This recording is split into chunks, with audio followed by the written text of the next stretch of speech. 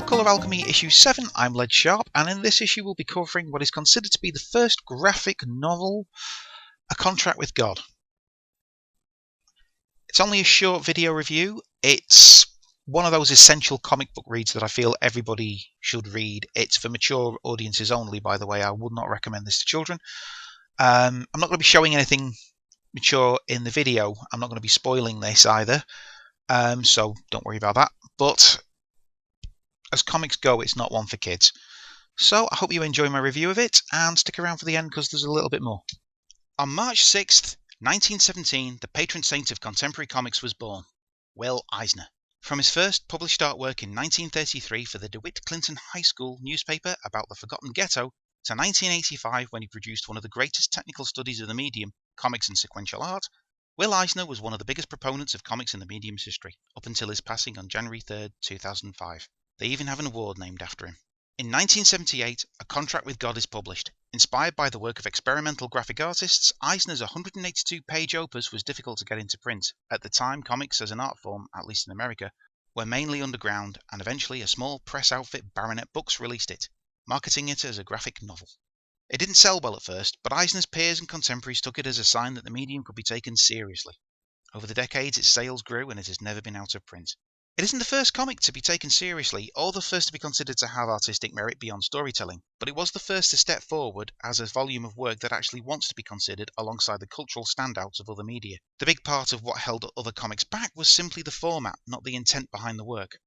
Comics were always considered a disposable medium, easily rolled up and swapped from the back pocket of dirty dungarees. But the 182-page monster that Eisner delivered demanded more attention and consideration, as did its incredibly mature content.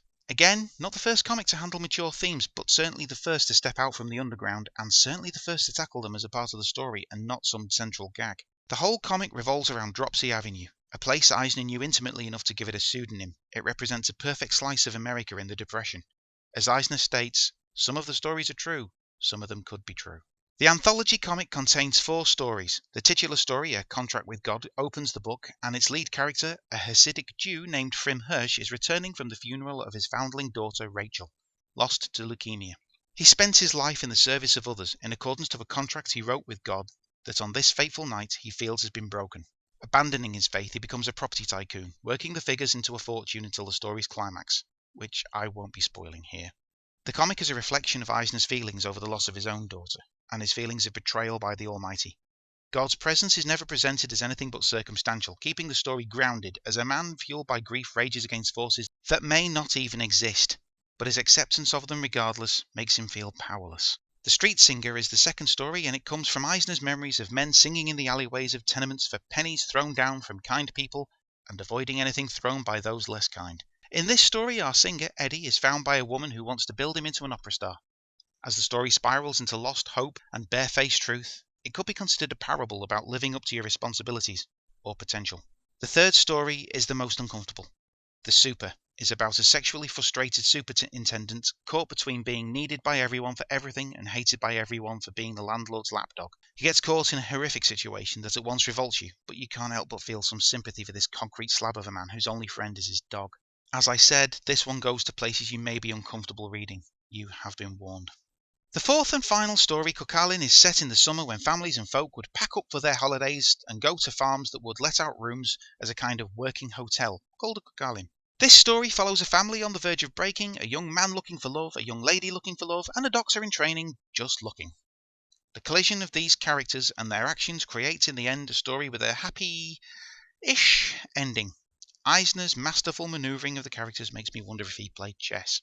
Eisner literally wrote the book on the mechanics of comic storytelling. He didn't see the boundary between words and pictures, and even in this early work, honed by years of working in the industry, his use of visual language that only comics has, coupled with the intimate knowledge of the subject matter, creates a book that is timeless because of its technique, but steeped in the atmosphere of its historical subject matter. Panels float in the rain, smoke carries the wrath of God, mania melts a face across the page, and harsh contrast highlights horrific realization, all with authentic dialogue and no words wasted. It shows when it needs to, and tells when it has to. I call this a comic because that's what it is. It no longer needs to be dressed in terms it never should have needed to start with. Eisner's turned the idea of comics as an art form into a reality that only a few before him knew they could be. and I recommend that anyone should read this to understand the power comics have. So there you have it, a seminal comic by a seminal comic book artist and a piece of comics history. A Contract with God also got a sequel, A Life Force, which was released in 1988, and Dropsy Avenue, named after the tenement that features in the comics, in 1995. You can find all three of these bound together in a single omnibus volume, or you can just buy them individually like I did. He released a lot of other works set in the tenement, like Invisible People and things like that, but those three are considered to be the Dropsy Avenue trilogy, or Contract with God trilogy, whichever way you want to look at it. He also created The Spirit, which was the company he was working for at the time, which I forget the name of, please forgive me.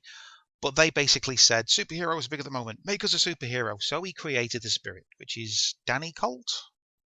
I didn't actually do much research for this bit. I apologise profusely. Please correct me in the comment section, but keep it nice. Who was a cop who effectively faked his death after an attempted murder and came back as the Spirit, a crime fighter that could do things the police couldn't. It's an absolutely amazing comic. Eisner keeps up the quality of his sequential storytelling, and just because it was a superhero he didn't really want to create doesn't mean to say he didn't put his heart and soul into it. I'd also recommend the Spirit comics produced by Darwin Cook. I think they were published by DC. Darwin Cook sadly passed away earlier this year, and it's a massive loss to the comics industry that this happened. His comics are just as good as Eisner's, and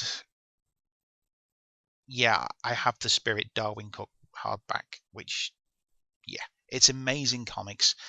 And the Spirit, completely great for your kids, nothing to worry about. It's like sort of light-hearted comics noir.